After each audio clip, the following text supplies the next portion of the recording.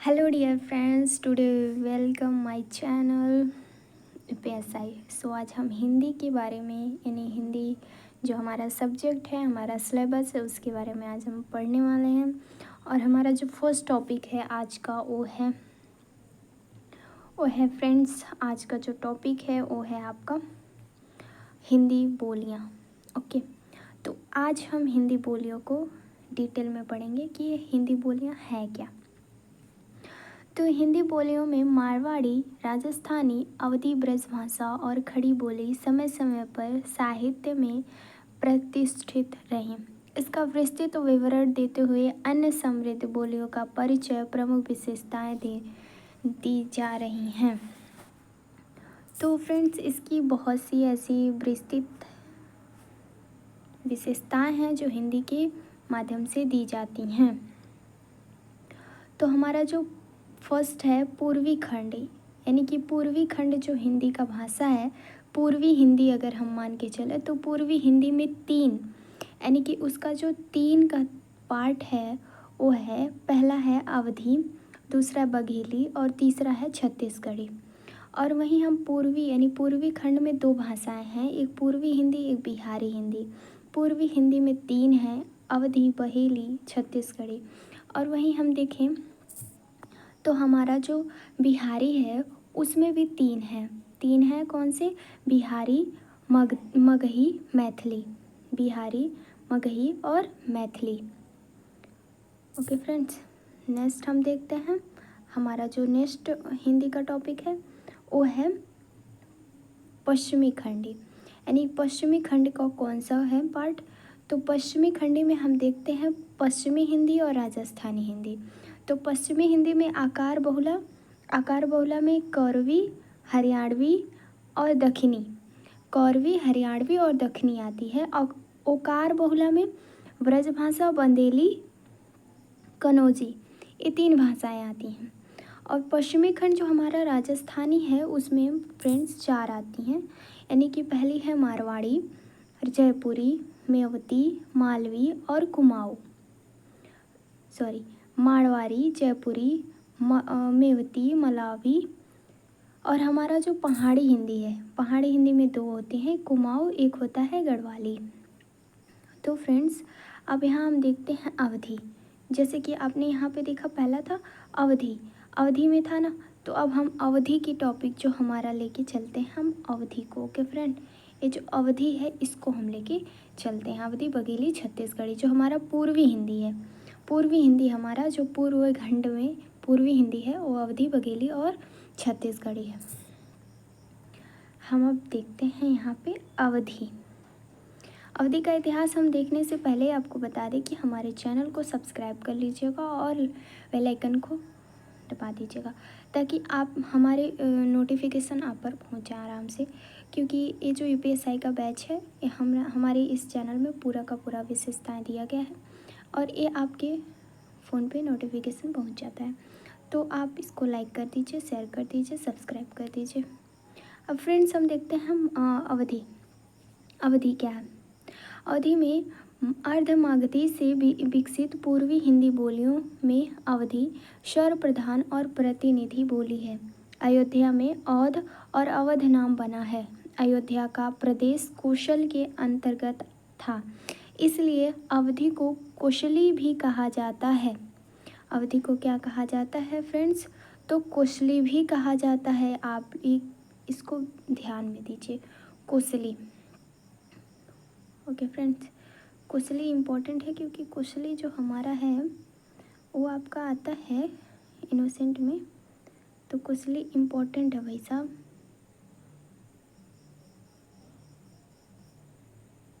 कहाँ गया? पेंसिल चाहिए था मुझे। ओके, पूर्वी यानी कि पूर्विया नाम ठीक नहीं है क्योंकि बिहार की बोलियों को भी पूर्विया कहा जाता है। बैसवाड़ा को अवध का एक भाग मात्र है, इसलिए बैसवाड़ी नाम भी ठीक नहीं है। अवधि नाम ही ठीक है, हरदोई जिले को छोड़कर शेष सारे अवध प्रांत अर्थात लखीमपुर, खेरी, बहराइच, गोंडा, बाराबंकी, लखनऊ, सीतापुर, उन्नाव, फैज़ाबाद, सुल्तानपुर, प्रतापगढ़ और रायबरेली की बोली अवधी है। अवध के बाहर जौनपुर, मिर्ज़ापुर के पश्चिमी भाग और गंगा के दाहिने किनारे फतेहपुर और इलाहाबाद में भी अवधी बोली जाती है। बोलने वाले की संख्या 1,30,00,000 के लगभग है। साहित्यिक अवधि, ये हम पढ़ते हैं साहित्यिक अवधि। तो साहित्यिक अवधि में फ्रेंड्स हम देखते हैं कि जो साहित्यिक अवधि है उसमें सबसे महत्वपूर्ण है अवधि जो साहित्य प्राप्त है उससे इस बोली के विकास की कुछ स्थितियां निश्चित होती हैं। इसका सीधा संबंध अर्धमगधी, प्राकृति और इसी के नाम कल्पित अपभ्रंश से जोड़ा जाता है। कोशले का उल्लेख 8वीं शती के ग्रंथ कुवलमाला में हुआ है। उक्ति प्रकरण में 9वीं-13वीं शती की बोलियों के नमूने यानी कि बोलियों के नमूने दिए गए हैं। इन्हें कौशली अपभ्रंश कहा जाता है। आचार्य हेमचंद्र ने अपने प्राकृतिक व्याकरण में बहुत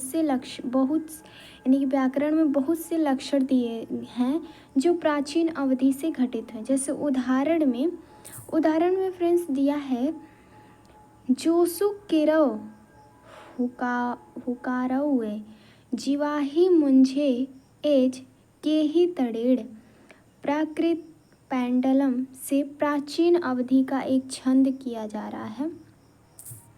जैसे कि छंद हमारा है पांडव बसहि जम धरिजे संपन्न अजिह धमक विरजे सो जहुदीर संकट पावा देवक लिख्य कीड़ मिटावा। 14वीं शती के उत्तरार्ध तक की अवधि को प्राकृतिक बहुत स्पष्ट नहीं है। उस काल में हिंदी बोलियों में बहुत अंतर नहीं था, अभी इसका स्वतंत्र विकास होने लगा था। साहित्यिक स्तर पर विशेष रूप से यह अंतर निश्चित ही बहुत अधिक नहीं है। अवधि अपभ्रंश और अवहट्टपूर्ण अलग नहीं हो पाई। यह बात भी विचारणीय है कि कोई भाषा बोलचाल में ही भले रही हो, साहित्यिक उसका व्यवहार 1-2 शताब्दी तो चलता ही रहता है। अवधि का प्रथम ज्ञात काव्य मूलाउद्धृत सोलोर कहा एवं चंद्रयान। इसके बाद लालचदास, हरिचरित, सूरजदास और रामजन्म ईश्वरदास की सत्यवती कथा, भरत मिलाप और अंगपैज, कुतुबन का मृगवती और देखें तो हम इसके पद्यवत, अखरावट आदि प्रसिद्ध ग्रंथ हैं। इन कवियों ने बोलचाल की सीधी सादी अवधि का प्रयोग किया, जिससे तद्भव शब्द सबसे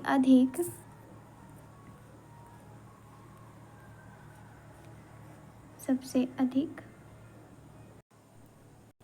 अवधि है। शुद्ध तत्सम शब्द बहुत कम है। अरबी फारसी के शब्द प्रसंगवश आए हैं। यंत्र तंत्र फारसी की शैली भी अपनाई गई है, जैसे उल्टे सामश। लीक पखान बहु पुरुष का बोला पखान लीक के लिए। किरण रवि फूटी रवि किरण के लिए। जायसी ने तो फारसी का एक पूरा पदबंध ही प्रयुक्त कर दिया।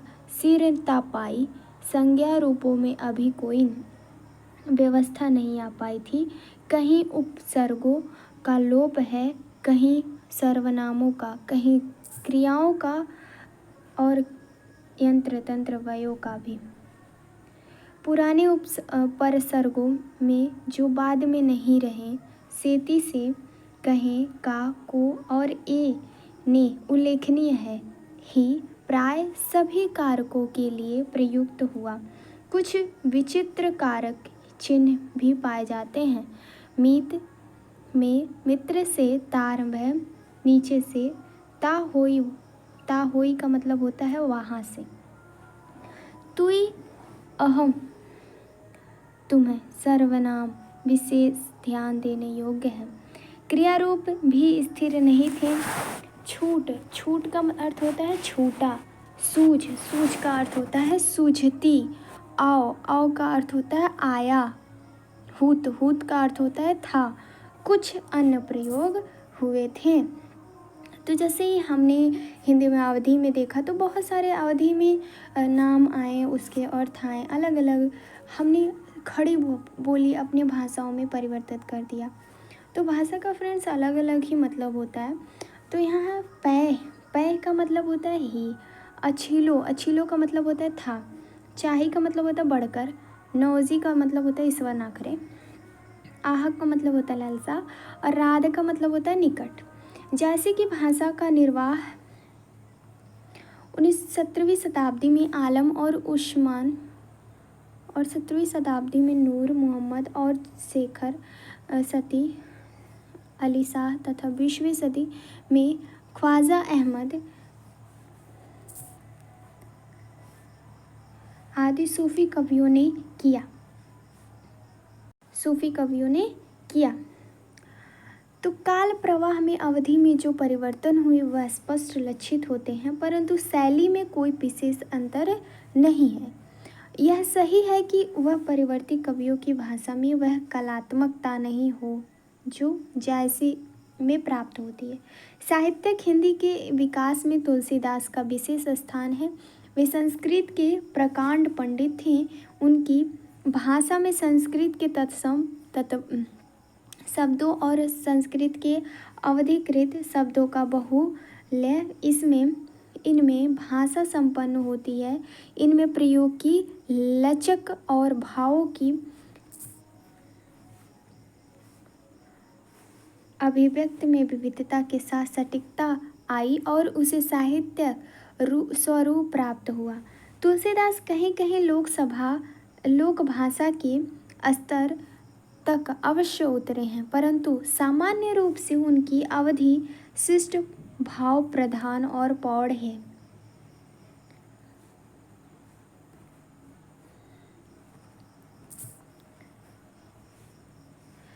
तुलसी की भाषा प्राचीनता से पूर्वतः नहीं कटी। चाहे सूफियों के से बहुत से प्रयोग अब समाप्त होते दिखाई देते हैं। तुलसी की अवधि में राजस्थानी ब्रज भाषा, फारसी, अरबी के साथ और प्रयोग भी प्रचुर मात्रा में हैं। इनसे भाषा की सामर्थ्य बढ़ गई है। तुलसी की भाषा शैली का अनुसरण प्राय सभी रामकथाकार करते रहे हैं, परंतु वह प्रजलता और साहित्यिकता धीरे धीरे समाप्त हो गई जो अवधि के महान उत्तरायक में पाई जाती है। इधर बल्लभद्र प्रसाद दीक्षित, पणिस वंशीधर शुक्ल, चंद्रभूषण देवदी रमई, काका दयाशंकर दीक्षित देहाती, ब्रजनंदन, शिव दुलारे त्रिपाठी आदि ने अवधि के स्तर का प्रयोग को बढ़ाने में महत्वपूर्ण कार्य किए। आकाशवाणी के देहाती कार्यक्रमों में इसका प्रयोग होने से भाषा में निखार आया। अब हम देखते हैं फ्रेंड्स अवधि की कुछ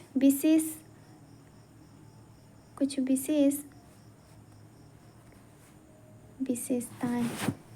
जैसे खड़ी बोली, खड़ी बोली की तुलना में अवधि के स्तरों, ये अच्छा नहीं लग रहा था, कलर में चेंज करें, स्तरों की मात्रा कुछ कम होती है, अर्थात अर्धस्वरीय है। काव्य में छंदों की गणना से सिद्ध होता है कि शब्दांत अ का उच्चारण होता था, यद्यपि आज से ऐसे शब्द व्यंजनांत बोले जाते हैं। नखत, उख जायसी, मन हिय काज, तुलसी अचरज, रात जीभ, नूर मुहम्मद, इया के बीच में या श्रुति या उआ के बीच में वह श्रुति नहीं है। जैसे सियार, खड़ी बोली में सियार या स्यार। ग्वाल, खड़ी बोली में ग्वाल। ए औ साक्षर है। ऐ औ जय जैसे औरत में है। हश्व ए औ जैसे बेटवा लोटवा में।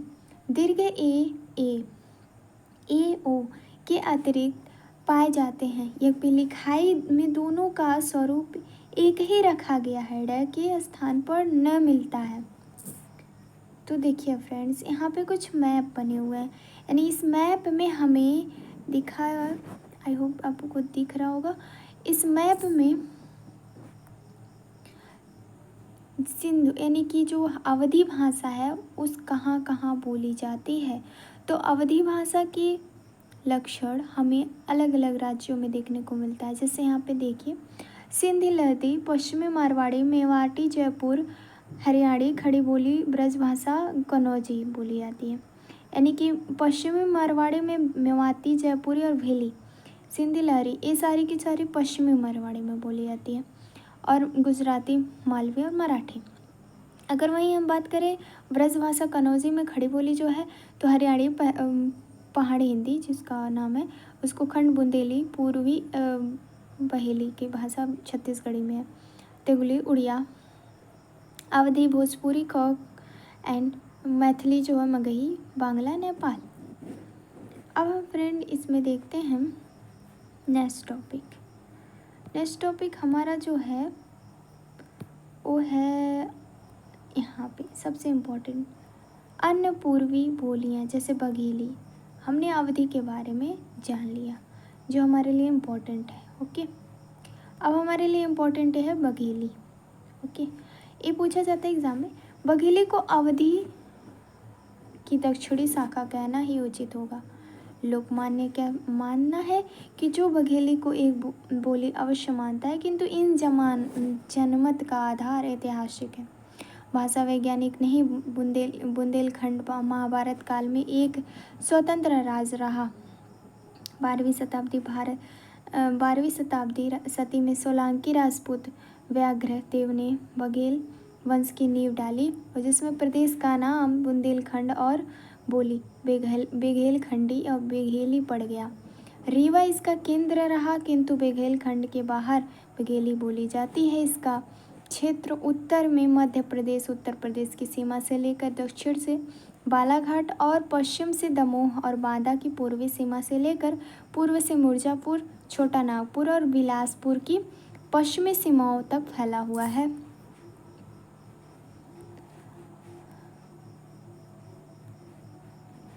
बघेली बोलने की संख्या 40 लाख के लगभग है। बघेली में ललित साहित्य का प्राय अभाव है। थोड़े से दान पत्र, 2-4 धार्मिक ग्रंथ और लोकगीतों का कथाओं का संग्रह प्राप्त है।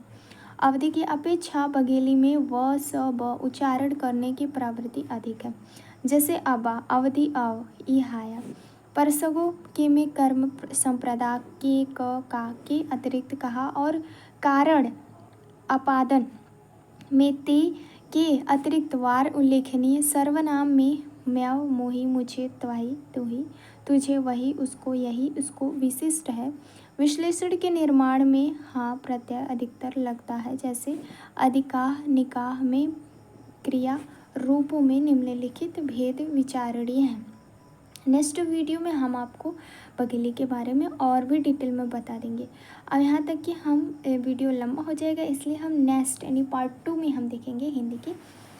Thank you for watching my videos. Thank you.